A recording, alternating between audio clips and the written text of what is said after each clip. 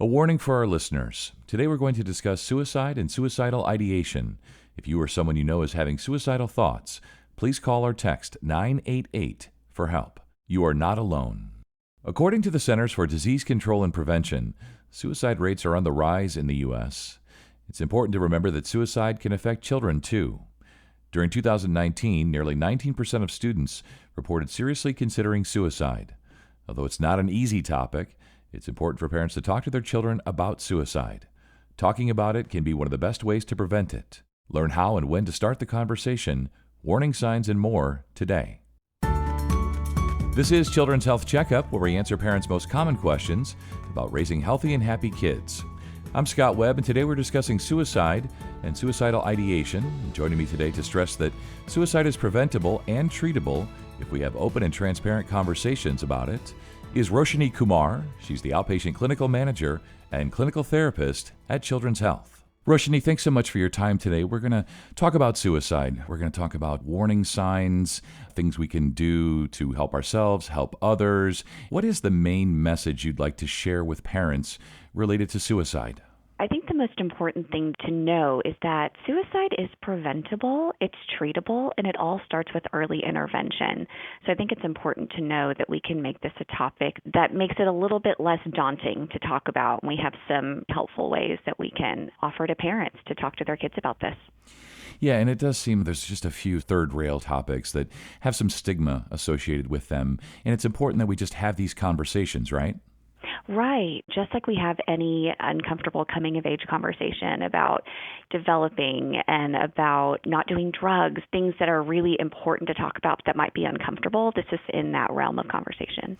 Yeah, and I have a couple of teenagers myself, so I've, like most parents, had to have some uncomfortable conversations, if you will, but they're important conversations, of course. And wondering if you can tell us why suicide rates seem to be on the rise. I think that there are a couple of different reasons that suicide rates are on the rise. When we think about culturally the past couple of years with COVID, two key ways that children and teenagers' lives were changed were that routines were disrupted, routines were different. So when that happens, sometimes that can cause a sense of anxiety of not knowing what to anticipate. And then also with social distancing, that promotes a lot of isolation, which, as we know, is a symptom of depression. So I think those are two key things that have happened more recently lately, as well as just our children and teenagers are now raised in the social media world. So with that comes social comparison, how others are doing versus how we're doing, and creating that sense of comparison, which can contribute to changes in mood, making maybe a child feel a little bit more sad or anxious, as well as bullying doesn't just happen in schools anymore. Now that we have social media, it can also happen online through these platforms. So children can be more susceptible to another way of bullying. Yeah, when we think about sort of COVID in our rearview mirrors here, we think about COVID and isolation and masking, and then you add on just being a teenager and social media. It's probably not easy to be a teenager. You were mentioning like when we were teenagers, it seemed like such a simple time. We just had radio, TV, newspapers. We didn't have social media and this pressure to sort of compare ourselves and our lives to others. It's a lot for teenagers, right? It really is. It takes a lot of self-confidence in knowing who you are as a person to not let social comparison really get to you. And I think just as teenagers, as children, brains are still developing. Children and teenagers are still learning who they are. So it can sometimes be really difficult to see what your fellow classmates are doing and just have that sense of comparison, which can contribute to feeling maybe a little bit down on yourself, a little sad, a little anxious. Yeah, I have to remind myself sometimes, it's like they may be the size of adults in many cases, but their brains and bodies are still developing till at least their mid-20s. So they may Right. look like adults, but they're really not.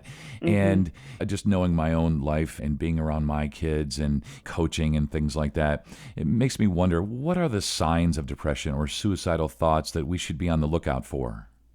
Yeah, there's a lot of really helpful warning signs to be aware of. So when we think about depression, we think about suicidal thoughts.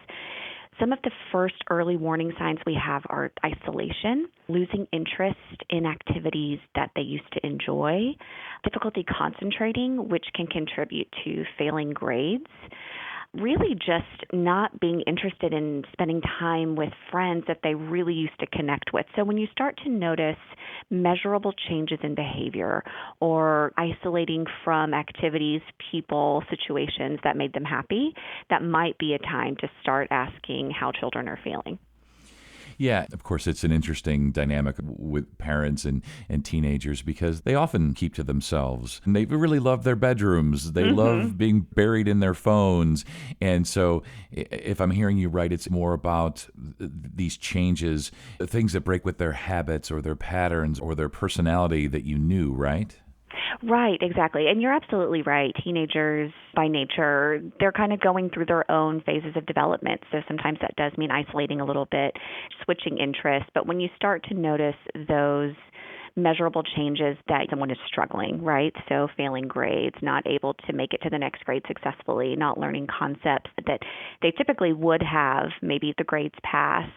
Another thing to watch for, I think, is when appetite changes. So if you're noticing big changes in appetite that kind of contribute to weight loss or weight gain, it's a good time to talk to your pediatrician and assess if that's developmentally what's happening with your child's body or maybe if there's mood involved. Yeah, I see what you mean. Measurable changes, right?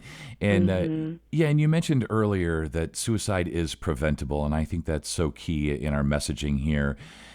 So if we accept that premise that it is preventable, how can we do that? I think there are two ways that we can think about preventing suicide. And one way would be kind of create emotional safety with kids, and the other way would be to create physical safety in the environment. So when we think about emotional safety, we think about having those early conversations that are difficult to talk about. If a child hears about suicide in the media, maybe asking them how they feel about that or what they know about it and using that to start those conversations, or checking about their feelings. And having feelings and feeling down, feeling anxious, just a natural part of conversation. So we can think about it from creating a space that they feel safe talking about these difficult things. And then we think about physical safety in the environment. So if you feel like your child or teenager is in that space where maybe they are thinking about suicide, or they're making comments like, I don't want to be alive anymore, or, I'm having a hard time finding purpose. So maybe thinking about keeping the environment safe by keeping medications in a drawer that's locked, or if you really feel like your child is susceptible to harming themselves with sharp objects, making sure that kitchen knives are locked away or razors are in a safe space in the bathroom. So really looking at the environment and taking away any item that might be triggering to a child or teenager. Yeah, that's such a good idea, rather than having some big, deep, heavy conversation that may not even be relevant in their lives, finding someone, a social media star, a TikTok star, something like that that's relevant to them, and maybe asking, hey, did you see that story? Did you read about that person? What did you think of that? Is that something that you would recommend just to get into the conversation, like find some way to kind of link it to their lives? Absolutely. Finding something relevant to them. Those are great examples that you just mentioned. So really going with the flow of what's being presented to them and linking on to that and saying, this is something that I've heard about too. And maybe these are some ways that we can check in on each other. If we're feeling sad, what are some things that we can do together to feel better? Or who are some people that we can connect with, talk to, safe adults in a child's life that they can talk to even if they don't feel comfortable coming to you necessarily in that moment? Yeah, and all of us parents know that children are often more comfortable speaking with people other than their parents, right? Whether it's coaches or mentors or teachers or friends.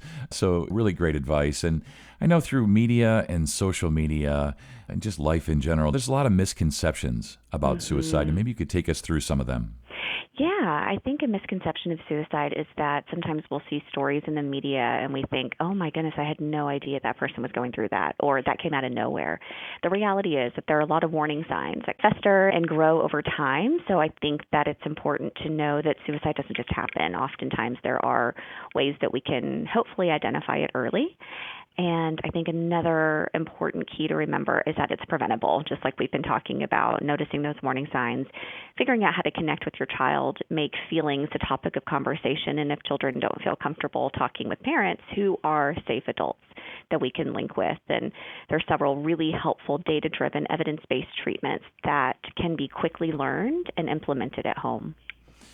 Yeah, we can implement at home, and we can, of course, seek the advice of professionals. And wondering whether it's our own children or family, friends, whomever it might be, when is it time, and when should we seek out the advice and assistance from professionals? I think it's really about assessing where your child is. For some parents, having a mental health professional available preventatively can be useful just to learn some skills on the front end. So if mood starts to decline, there's some helpful coping skills that they can go to in that moment. For others, it might be those noticeable warning signs that we talked about, when grades start to slip, when friends that used to bring your child a lot of joy are no longer in their lives. They're isolating more. Maybe their appetite's changing, not sleeping well, sleeping too much, outside of what would be typical for a teenager. So anytime you start to see those warning signs, good points of contact are school counselors as well as pediatricians that can help link to a mental health professional if you're having a hard time seeking out one. Yeah, and as you said, the messaging here today really includes that suicide is preventable. And rather than perhaps getting to a crisis point with a loved one, especially our children, maybe we can help them avoid that and give them those coping skills that they may need to help them so that we don't get to this big crisis in our lives and our families, right?